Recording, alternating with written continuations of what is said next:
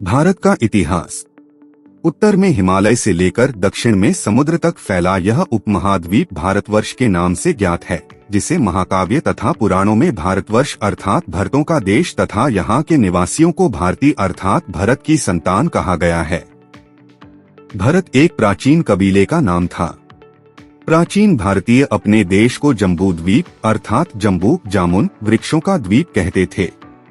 प्राचीन ईरानी इसे सिंधु नदी के नाम से जोड़ते थे, जिसे वे सिंधु न कहकर हिंदू कहते थे।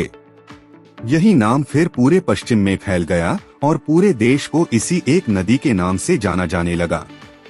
यूनानी इसे इंदे और अरब इसे हिंद कहते थे। मध्यकाल में इस देश को हिंदुस्तान कहा जाने लगा। यह शब्द भी फारसी शब्द हिंदू से बना है। यूनानी भाषा के इंदे के आधार पर अंग्रेज इसे इंडिया कहने लगे। विंध्य की पर्वत श्रृंखला देश को उत्तर और दक्षिण दो भागों में बांटती है। उत्तर में इंडो यूरोपीय परिवार की भाषाएं बोलने वालों की और दक्षिण में द्रविड़ परिवार की भाषाएं बोलने वालों का बहुमत है।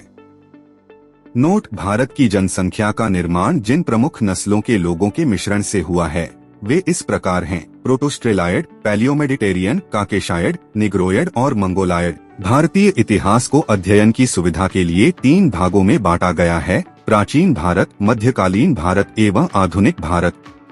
नोट: सबसे पहले इतिहास को 3 भागों में बांटने का श्रेय जर्मन इतिहासकार क्रिस्टोफ केलारियस क्रिस्टोफ सेलेरियस 1638 से 1707 एडी को है।